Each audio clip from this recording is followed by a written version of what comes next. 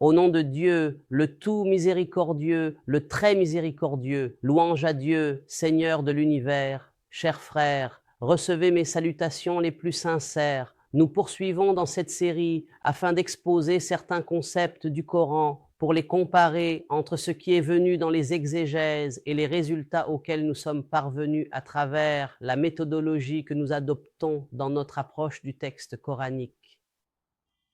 Dans cet épisode et dans les épisodes suivants, si Dieu le veut, nous allons nous pencher sur le concept des mosquées dans le Coran.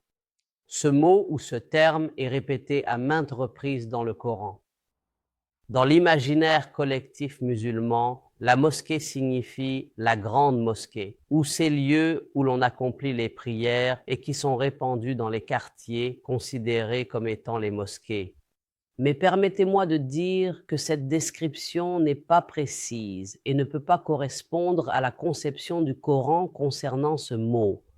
Même la dérivation lexicale elle-même, si l'on dit jouer, il joue, terrain de jeu, se prosterner, il se prosterne. C'est censé être une mosquée, mais dans le Coran, nous la trouvons mosquée. Donc ce n'est pas la même dérivation. Si cela signifiait les lieux de prosternation au sens que nous connaissons, c'est-à-dire pour accomplir la prière, cela aurait dû être masjidan et non masjid. Quel est le concept de mosquée dans le Saint-Coran? Et avant d'arriver à la conclusion, nous voulons adopter une position précise et revenir en arrière dans le temps, jusqu'au début de l'ère prophétique à Médine. Quel était le rôle que jouait la mosquée du prophète? Pourquoi le prophète, que la paix soit sur lui, a-t-il construit la mosquée du prophète? Était-ce uniquement pour y accomplir les prières, comme les mosquées aujourd'hui dans les quartiers, où l'on accomplit les prières et les prêches du vendredi? De plus, les hypocrites ont construit une autre mosquée parallèle à la mosquée du prophète. Dieu, exalté soit-il, ne lui a pas retiré la qualité de mosquée. Il n'a pas dit que ce que les hypocrites ont construit n'était pas une mosquée, mais il lui a donné une autre caractéristique, c'est la mosquée du tort, mais cela reste une mosquée. Ainsi, la mosquée du prophète est une mosquée et la mosquée des hypocrites est une mosquée du tort. Alors, quel est le sens originel et la compréhension première du mot mosquée?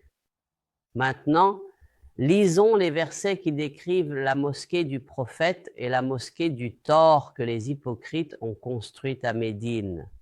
Dieu le Très-Haut a dit, « Et ceux qui ont pris une mosquée pour nuire, pour la mécréance, pour diviser les croyants et comme poste d'observation. » Ici, il parle de la mosquée des hypocrites, destinée à ceux qui ont combattu Dieu et son messager auparavant. Et ils jureront, « Nous ne voulions que le bien », alors que Dieu témoigne qu'ils sont assurément des menteurs. Ne t'y tiens jamais. Ici, l'adresse est faite au prophète. Paix et bénédiction sur lui. Cette mosquée que les hypocrites ont établie, ne t'y tiens jamais. Une mosquée fondée dès le premier jour sur la piété est plus digne que tu t'y tiennes. On y trouve des hommes qui aiment se purifier et Dieu aime ceux qui se purifient.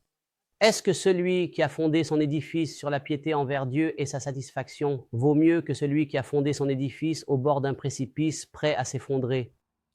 Ce qui est à retenir de ces versets, c'est que Dieu, exalté soit-il, a interdit au prophète de se tenir dans la mosquée des hypocrites à jamais, sans pour autant lui retirer l'appellation de mosquée.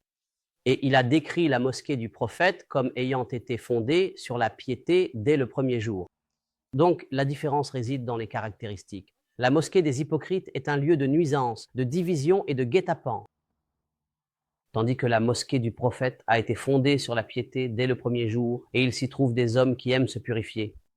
Voilà ce qu'il en est. Quel était donc le rôle que jouait la mosquée du prophète? Et quel était le rôle que voulaient les hypocrites? Les hypocrites voulaient accomplir cela à l'intérieur de la mosquée de la nuisance. C'est ici qu'intervient le concept. À cette époque, la mosquée du prophète équivalait à ce que nous appelons aujourd'hui un parlement, un conseil législatif ou un siège gouvernemental pour la gestion de l'État. Le prophète, que la paix soit sur lui, n'avait pas de bureau, Ils n'avaient pas de conseil législatif, ils n'avaient pas de quartier général pour les forces de Médine, ni rien de tout cela. Ils n'avaient qu'une seule institution. C'est là que se formaient les bannières des armées, c'est là que se faisait l'enseignement et l'apprentissage, c'est là que l'on accomplissait la prière, et c'est là que se tenaient les réunions d'urgence concernant la paix et la guerre. Autrement dit, la mosquée du prophète, mes amis, était exactement le siège du gouvernement. Enfin, s'il y avait la moindre menace sécuritaire pour la ville, il voulait prendre une décision. Il voulait construire une nouvelle barrière. Ces réunions se tenaient à la mosquée du prophète. Alors, les hypocrites, lorsqu'ils ont fondé la mosquée de la dissension, aimaient-ils la prière? C'est-à-dire, voulaient-ils construire une autre mosquée pour y prier, accomplir les 5 prières et faire l'appel à la prière, par exemple? Jamais. C'était en réalité un parlement parallèle pour combattre Dieu et son messager.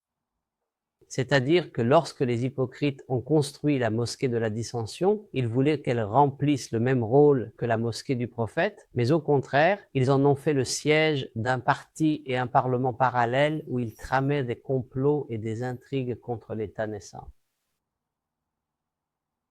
Ils y complotaient contre le prophète et ses compagnons. C'était donc un parlement parallèle.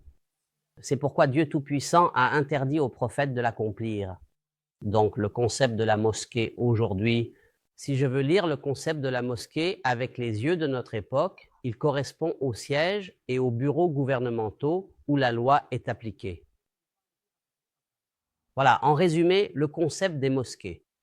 C'est-à-dire, si quelqu'un te demande maintenant quel est le concept de la mosquée, ce sont les bureaux du gouvernement ou les lieux où le système juridique de l'État est appliqué. Voilà ce que sont les mosquées. Le commandement général des forces armées, c'est une mosquée.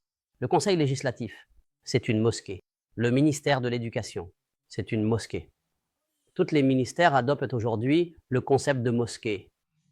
Bon, le petit bâtiment répandu dans le quartier où nous accomplissons les 5 prières. Je te dis que ce n'est pas une mosquée. Trouve-lui un terme approprié, trouve-lui une appellation conventionnelle. Laissez-lui le nom de Jamia, grande mosquée. Ce n'est pas un problème. Il rassemble les gens pour qu'ils y prient, mais ce n'est certainement pas une mosquée, car aujourd'hui, le terme de mosquée s'applique au bureau du gouvernement. Bien, dans le prochain épisode, si Dieu le veut, nous aborderons des versets qui tranchent ce sujet de manière définitive. Car Dieu, exalté soit-il, a adressé à tous les gens l'ordre de prendre la religion à la mosquée. Et si les mosquées étaient ce que nous comprenons aujourd'hui comme étant les grandes mosquées, l'adresse aurait été « Ô vous qui avez cru ». Dans le prochain épisode, nous aborderons la parole du Très-Haut. « Ô enfants d'Adam, prenez votre religion à chaque mosquée ». Jusqu'à ce que nous nous retrouvions, je vous laisse sous la protection et la garde de Dieu. Que la paix, la miséricorde et les bénédictions de Dieu soient sur vous.